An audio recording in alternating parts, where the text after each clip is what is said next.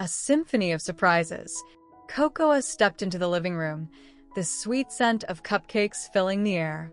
Hate emerged from the kitchen with a plate of them, each one topped with a small candle flickering gently. "Make a wish," Hate said, her eyes sparkling with mischief. Cocoa rolled her eyes, but couldn't help but smile. She closed her eyes and took a deep breath, thinking of the perfect wish for her special day. As she blew out the candles, she felt a gentle kiss on her forehead. "Wish granted," Hate whispered into her ear, making Cocoa's cheeks flush even more than the warm glow of the candles. They sat on the couch, the plush cushions sinking slightly under their weight. Hate pulled out her guitar, the wooden instrument gleaming under the soft light.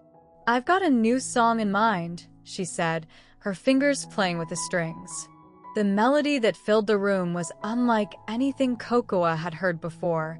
It was light, yet had a depth that resonated within her. Hate began to sing, her voice weaving a story of love and longing, and Cocoa felt her heart swell with emotion. Michiru bounced over, her eyes wide with excitement. "Oh my gosh, Hate, that's amazing. It's like the soundtrack to our love story," she exclaimed. Hate chuckled, her cheeks a shade of pink that matched the walls of the cozy room. "It's for you, Cocoa," she said, her gaze never leaving Cocoa's. Cocoa felt her heart race as Hate strummed the last few chords. "It's beautiful," she managed to say, her voice barely above a whisper. "But it's still early. What else do you two have planned?" Michiru looked at Hate, a knowing smile playing on her lips. "Oh, we've got a whole day of surprises for you," she said. "But for now, let's just enjoy the moment." The three of them sat in comfortable silence, the only sound being the occasional crackle of the candles. Cocoa felt a warmth spread through her chest, not just from the warmth of Hate's arms around her, but from the love and friendship that surrounded her on this unexpectedly perfect birthday. Little did she know, the surprises had only just begun.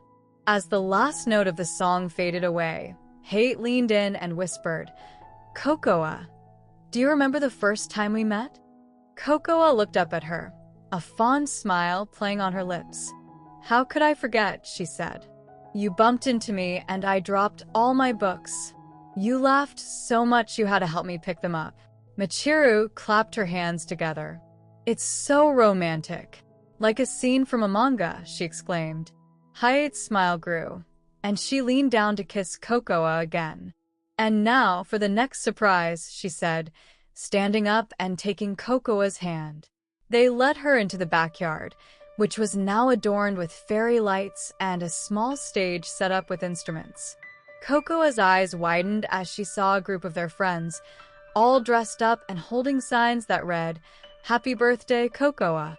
"What is this?" she asked, her voice filled with wonder. "We're going to have a mini concert just for you," Hate said, her voice filled with excitement. "Everyone's going to perform a song that reminds them of you." Cocoa felt a lump form in her throat as she watched her friends take turns singing and playing, each song a testament to their friendship and the memories they had shared. As the night went on, the music grew louder and the laughter filled the air. The girls danced together under the starlit sky, the cool breeze gently caressing their cheeks. Cocoa felt a sense of belonging that she hadn't felt in a long time. This was what she had always wanted, but never knew she needed, a celebration of her existence surrounded by those who truly cared. The last performance of the night was, of course, reserved for Hate. She took the stage, her guitar in hand, and began to play. The song was slower this time, each note plucked with precision and passion. As she sang, the words seemed to speak directly to Cocoa's soul, a promise of forever and a declaration of love that brought tears to her eyes. When the final chord echoed through the night, the crowd erupted into applause. Hate looked at Cocoa and said, "This one's for you, forever and always." Cocoa couldn't hold back the tears anymore, her heart so full it felt like it might burst. She knew then that she had been given the best gift of all, a love that was unconditional and a bond that could never be broken. The party wound down, and the three of them sat together on the porch, the warmth of the day slowly giving way to the coolness of a night. Cocoa leaned her head on Hyatt's shoulder, her hand in hers, and felt a sense of peace wash over her.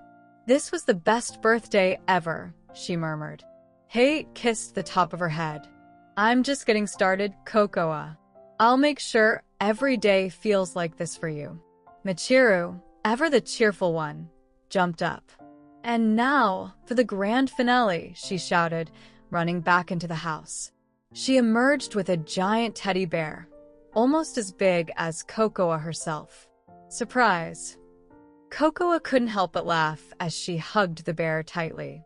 It was silly and extravagant, but it was also incredibly thoughtful, exactly the kind of thing that made her heart flutter. She looked at Haight and Michiru, feeling so lucky to have them in her life. "Thank you," she said, her voice thick with emotion.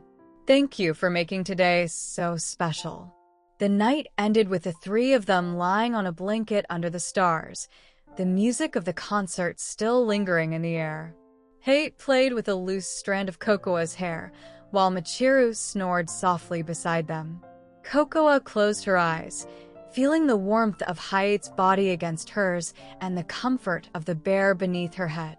In that moment, she knew that no matter what tomorrow brought, she had everything she could ever want right here, in the arms of the girl she loved and the embrace of their friendship.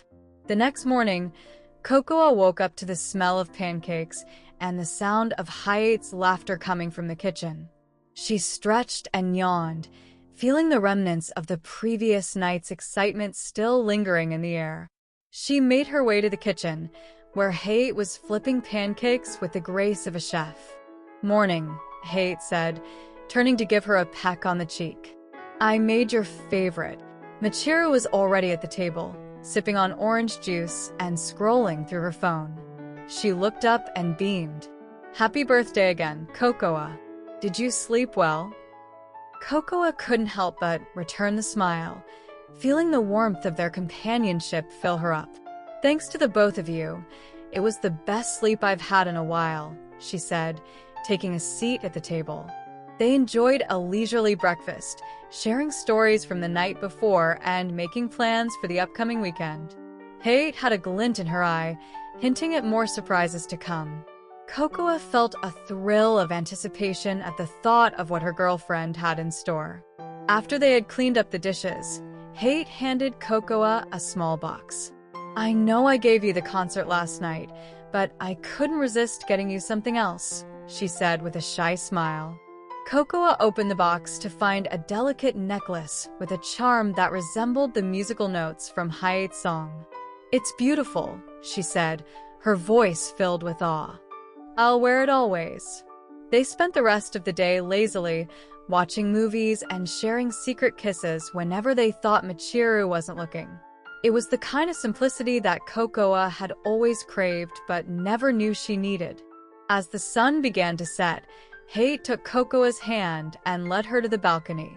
"There's one more surprise," she whispered. Looking out, Cocoa saw that their friends had set up a small, intimate picnic area with a view of the sunset. "Oh my," she said, her eyes wide. This is too much." Haight leaned in and whispered, "It's not about the surprises, Cocoa. It's about showing you how much you mean to us." The three of them sat on the plush blanket, sharing food and drinks as they watched the sky turn into a canvas of oranges and pinks. They talked and laughed, their hearts full of joy. The quiet moments between conversations were just as precious as the shared stories and jokes. As the last sliver of the sun disappeared beneath the horizon, Haight pulled out a small device. "I know you love stars," she said, turning it on. The sky above them filled with artificial stars, twinkling and dancing. "It's a projector," she explained. "Every time you look up, you'll always find a piece of me in the sky with you." Cocoa's eyes filled with tears as she stared at the makeshift constellation.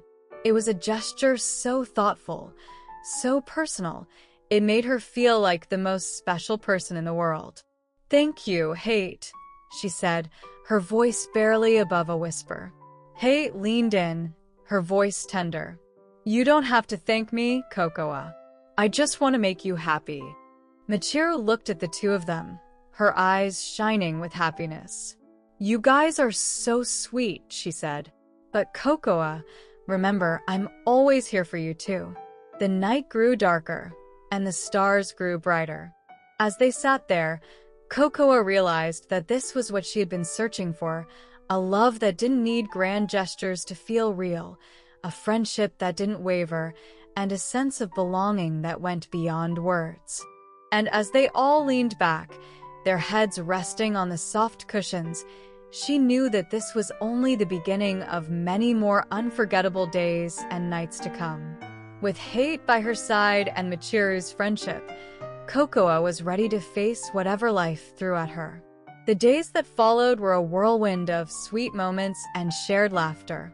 They spent their time rehearsing for their upcoming band performance, with Hate and Cocoa occasionally stealing glances at each other, the air around them charged with an undeniable chemistry. During breaks, they would sit close, Hate's hand resting gently on Cocoa's thigh, as they talked about their dreams and the future they hoped to build together. Michiru, ever the eager beaver, had taken it upon herself to organize a surprise band practice session. She had invited all of their bandmates, insisting that it was a mandatory rehearsal that couldn't be missed. When Cocoa and Hate arrived, they found their friends waiting with a banner that read, "Happy Birthday, Cocoa," and a cake with glittery candles. They all sang her a slightly off-key rendition of the birthday song, their faces beaming with love and friendship. The practice session turned into a jamming party, with each member contributing their unique style to the mix. The music they created was a testament to their bond, each beat and melody resonating with the joy they felt in that moment. They played until their fingers were sore, their voices hoarse, and their hearts full. After everyone had left, Hate pulled Cocoa aside. "I know I said we'd keep it low-key, but I couldn't resist," she said, a mischievous smile playing on her lips. She handed Cocoa another small box. "What's this?" Cocoa asked, her eyes wide with excitement. "It's a ticket to a concert. Your favorite band is playing tonight and we're going," Hate revealed. Cocoa gasped, her hands flying to her mouth. "You didn't," she exclaimed. "I did," Hate said with a proud grin. "And I got us backstage passes. You're going to meet them." The concert was a dream come true. The music, the lights, the energy of the crowd. It was all so overwhelmingly beautiful. And when they finally met the band members, Cocoa felt like she was floating on cloud 9. But the real magic of the night came after the show, when Hate took her to a quiet spot away from the bustling crowd. "I wanted to do something special for you," Hate said, her voice low and serious. "You're the most amazing person I've ever met, Cocoa, and I'm so grateful to be able to call you mine." Cocoa felt her heart race as Hate dropped to one knee. "What are you doing?" she squeaked. "Cocoa," Hate began, her eyes shining with love. Will you be my girlfriend?" The world around them seemed to stop as Cocoa stared down at her, stunned. She had never felt so seen, so understood, so loved. And without a moment's hesitation, she nodded, her eyes brimming with tears. "Yes," she whispered. "Yes, I'll be your girlfriend." The crowd around them erupted in cheers, and their bandmates rushed over, having witnessed the whole thing. They were bombarded with hugs and congratulations, but all Cocoa could focus on was the warmth of Hate's arms around her.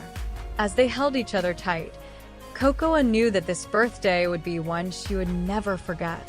It was the day she had found not only love but a family in the unlikeliest of places, on a stage, under a canopy of artificial stars, with the beat of music in their hearts.